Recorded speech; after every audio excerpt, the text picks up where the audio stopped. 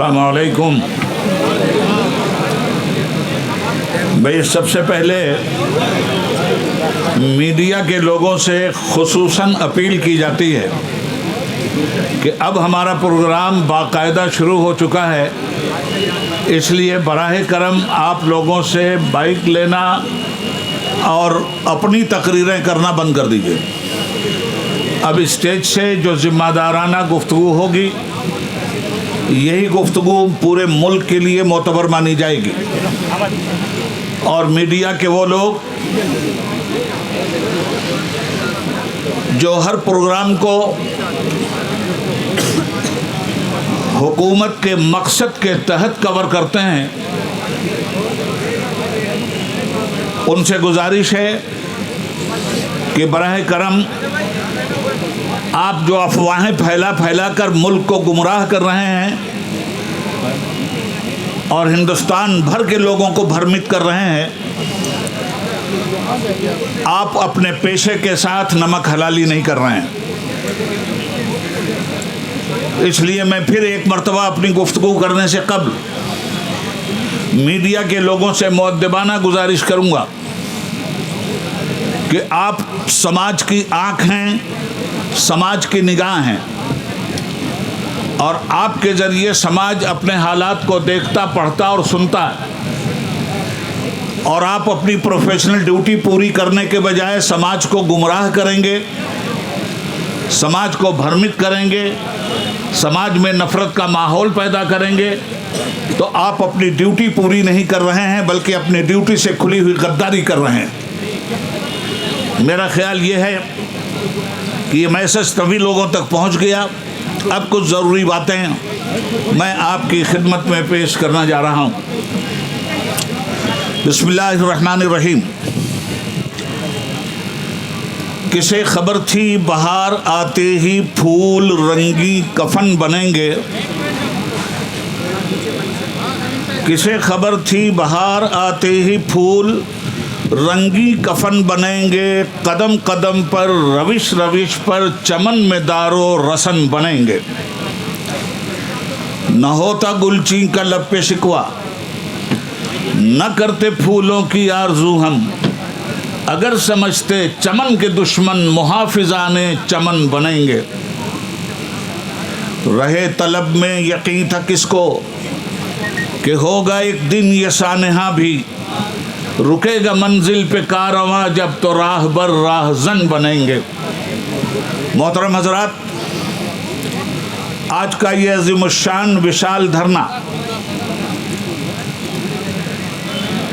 All India Muslim personal law board के तहत दीगर मिली तंजीमों की शराकत के साथ पूरी मतानत और संजीदगी को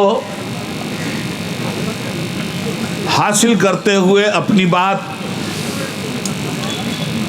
सेंट्रल हुकूमत तक पहुंचाना चाहता है। एक हंगामे महशर हो तो उसको भूलूं, सैकड़ों बातों का रह के ख्याल आता है। हिंदुस्तान एक जमहूरी मुल्क है, दुनिया की सबसे बड़ी डेमोक्रेसी। हिंदुस्तान का संविधान मुल्क के हर बाशिंदे को इज्जत व आबरू के साथ,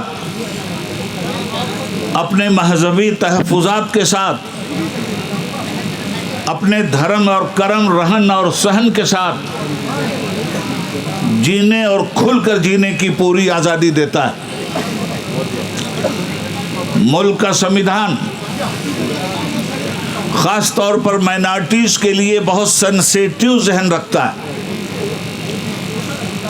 इसीलिए मुल्क का संविधान बनाने वाले दानिश्वरों ने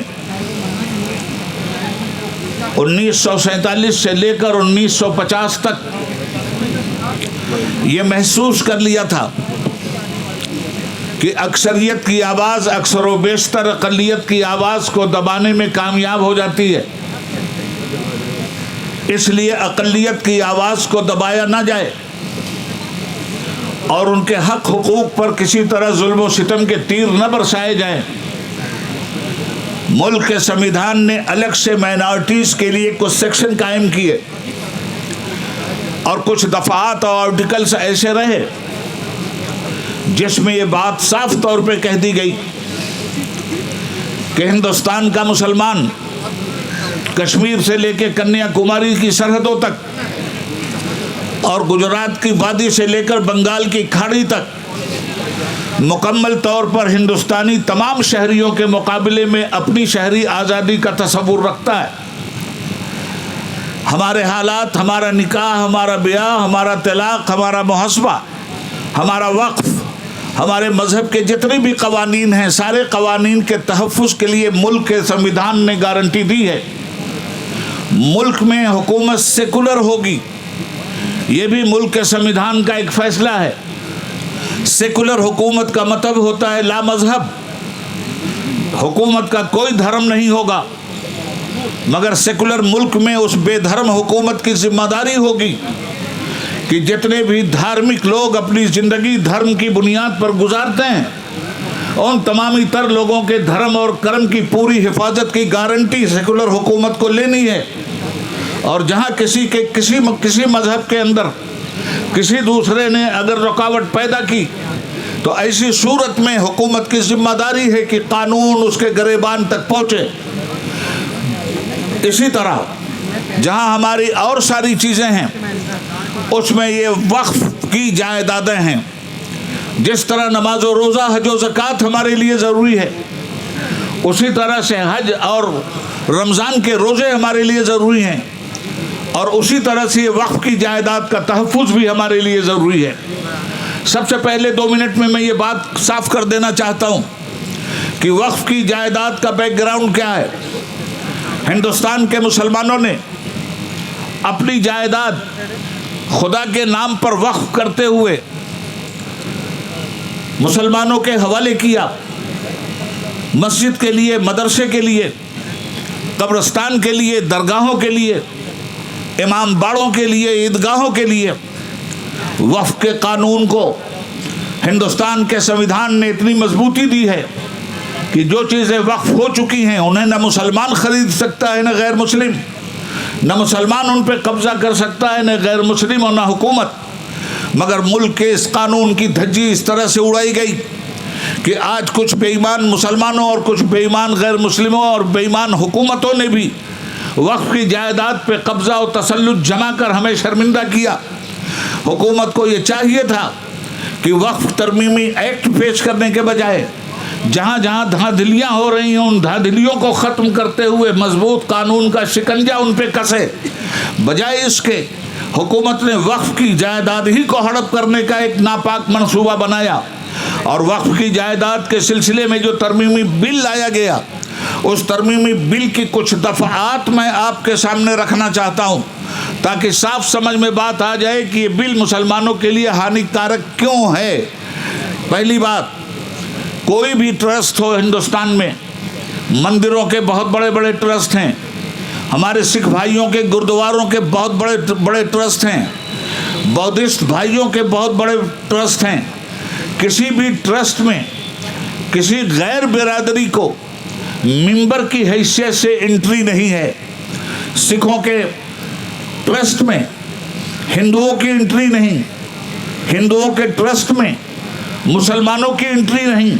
आखिर ये कौन सा कानून है कि आपने जो इस वक्त वक्फ तरमीमी एक्ट पेश किया है उसमें आप ये कह रहे हैं कि वक्फ के काउंसिल में या वक्फ बोर्ड में या वक्फ की इमलाक के हिसाब में मुसलमानों के ट्रस्ट में 2 गैर मुस्लिम भी होंगे। ये तानाशाही, ये अंग्रेज़ों के दौर की हमें याद दिलाती है। सफ़ेद अंग्रेज़ चले गए मगर काली औलादें पैदा करके गए। जो तबाही सफ़ेद अंग्रेज़ों ने मचाई थी वही तबाही आज ये काली औलादें अगर मचाएंगी तो याद रखना चाहिए इन्हें, हमारे बाप दादा ने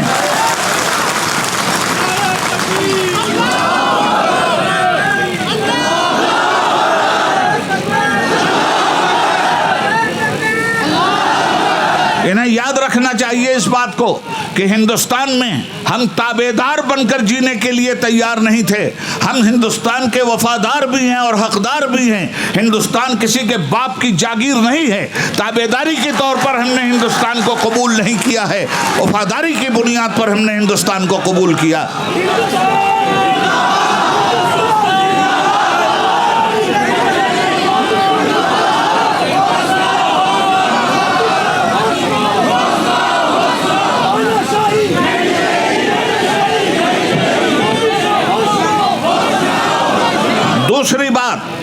दूसरी बात यह है कि पहले अभी तक तो ये बिल पास नहीं हुआ है। खुदा करे ये बिल इनकी पॉलिटिकल बिल में हमेशा के लिए घुस जाए। मगर अब तक जो बिल है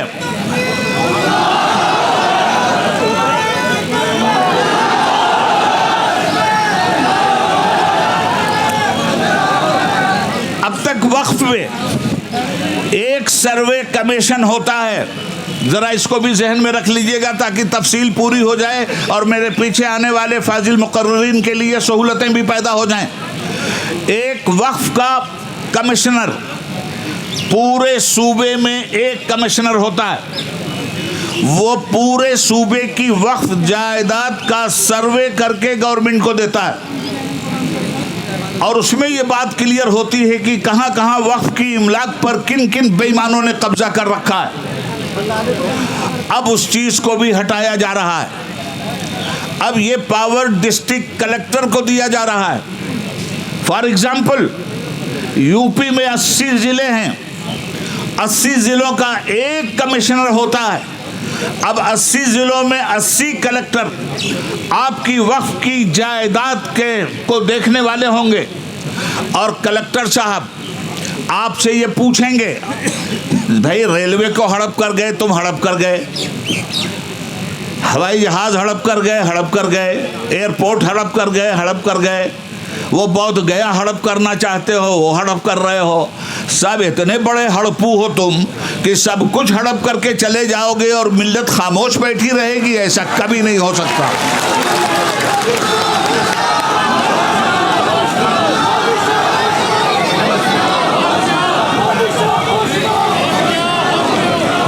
सौ साल से हम अपने इस मुल्क की खिदमत कर रहे हैं और हिंदुस्तान की सरहदें गवाह हैं। हमने कुर्बानियों से इस देश को सींचा है। सारे जहां से अच्छा हिंदुस्तान हमारा, ये हमारा नारा है। हम बुलबुलें हैं इसकी, ये गुलसिता हमारा, ये हमारा विजन है। हमारे इस देश के अंदर जहां और कौमों का लहू पानी की तरह बहा है, वहीं हिंदुस्तान के मुसलमानों ने मादरे वतन को शर्मिंदा कभी नहीं किया और हमने भी सबसे ज्यादा खूने जिगर की कुर्बानी देकर इस देश की आज़ादी को फराहम किया है। कहीं दूर जाने की जरूरत नहीं है। इसी दिल्ली में इंडिया गेट है। इंडिया गेट पे अगर किसी बेईमान को बेईमानी से अलग हटकर ईमानदारी का 40वां हिस्सा बतौर खैरात और ज़कात मिला हो तो जाकर के वो देख ले कि इंडिया गेट पर सबसे ज्यादा मुसलमानों की कुर्बानी का लहू चमक रहा है, जिसे दुनिया का कोई नफरती चिंटू मिटा नहीं सकता।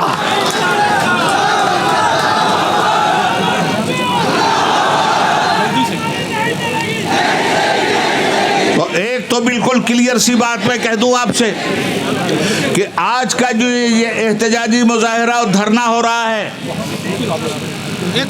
अभी तो ये अंगड़ाई है, आगे और लड़ाई है।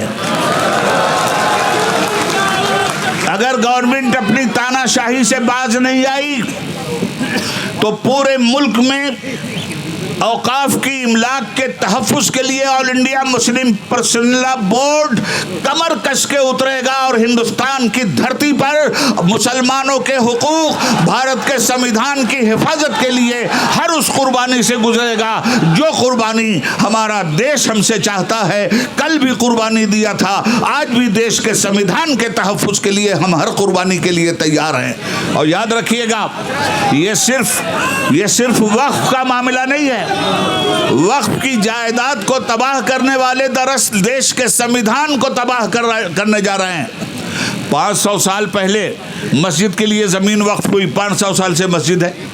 1000 साल पहले ईदगाह के लिए मस्जिद वक्फ हुई, ईदगाह 1000 साल से चली आ रही है। कब्रिस्तान 1000 साल से चले आ रहे हैं। अब कलेक्टर साहब के लिए ये रास्ता खोल के रख दिया गया कि कलेक्टर साहब आपसे पूछेंगे आपकी मस्जिद का पेपर कहाँ है। ये पेपर का खेल बहुत पुराना है। 100 साल पहले, 200 साल पहले, 800 साल पहले लोग जुबानी वक्फ कर देते थे और वक्फ इमला पे काम होता था। रजिस्ट्रेशन आज भी हो रहे हैं, होना चाहिए, मगर रजिस्ट्रेशन की भी एक उम्र है। जिस ज़माने में ये रजिस्ट्रेशन नहीं होते थे उस ज़माने में तो लोग ज़ुबानी वक्फ कर देते थे और वक्फ हो गई ज़मीन तो उस पर कब्रिस्तान आबाद हो जाता था। आज अब ये कहेंगे इसके ज़रिए कि बताइए कब्रिस्तान के पेपर कहाँ हैं।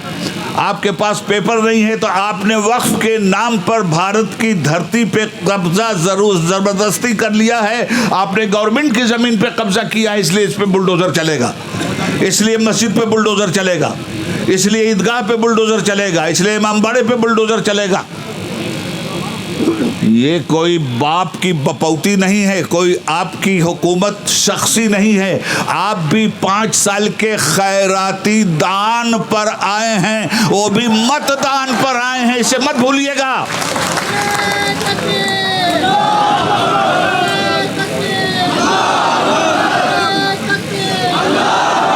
यह हुकूमत शख्सी हुकूमत नहीं है, यह हुकूमत खैराती हुकूमत है।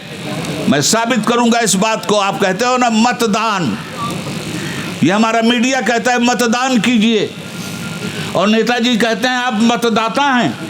तो मत के माना वोट, दान के माने खैरात। हमारी खैरात से बनो प्राइम मिनिस्टर, हमारी खैरात से बनो होम मिनिस्टर, और हमारे ही साथ दादागिरी ये नहीं चलने वाली है। खैर, वक्त की कमी है, हमारे और भी स्पीकर हैं। 2 बात कह के अपनी बात ख़त्म करूंगा। एक चीज़ तो ये, दूसरे ये कि जो नफ़रतें पैदा की गई हैं और लोगों को भ्रमित किया जा रहा है कि वक्फ के नाम पर मुसलमान कब्जा कर रहे हैं, टोटली रॉन्ग बात है। दूसरी बात, मुल्क में जो नफ़रत का माहौल पैदा किया गया है, अब की मर्तबा की होली, हम लोग हमेशा होली, दिवाली, ये सारी चीज़ें रवादारी के साथ एक दूसरे के साथ मनाते हुए आए, मगर इस मर्तबा इस हिंदुस्तान की आज़ादी पे कालिख पोतने वाली काली हुकूमत जिस तरह मस्जिदों पे तिरपाल डालकर मस्जिदों के वक़ार का मजाक उड़ा रही थी, याद रखिएगा कि तारीख़ आपकी इस बदनीयती को कभी भी माफ़ नहीं करेगी। इससे पहले भी होली आती थी, कभी मस्जिदों पे तिरपाल नहीं पड़ते थे। एक रिपोर्ट पेश करके मैं अपनी बात को ख़त्म कर देता हूँ। होली कोई, या जुमा के दिन होली कोई पहली बार नहीं आई थी। सुनिए, 14 मार्च 1952 दिन जुमा, होली का त्यौहार। 7 मार्च 1958 दिन जुमा, होली का त्यौहार। 21 मार्च 1969 दिन जुमा, होली का त्यौहार। 28 मार्च 1975 जुमा का दिन, होली का त्यौहार। 7 मार्च 1980 जुमा का दिन होली। 28 मार्च 1986 जुमा के दिन होली। 21 मार्च 1997 जुमा के दिन होली। 21 मार्च 2003 जुमा के दिन होली। 21 मार्च 2008 जुमा के दिन होली। 29 मार्च 2013 जुमा के दिन होली।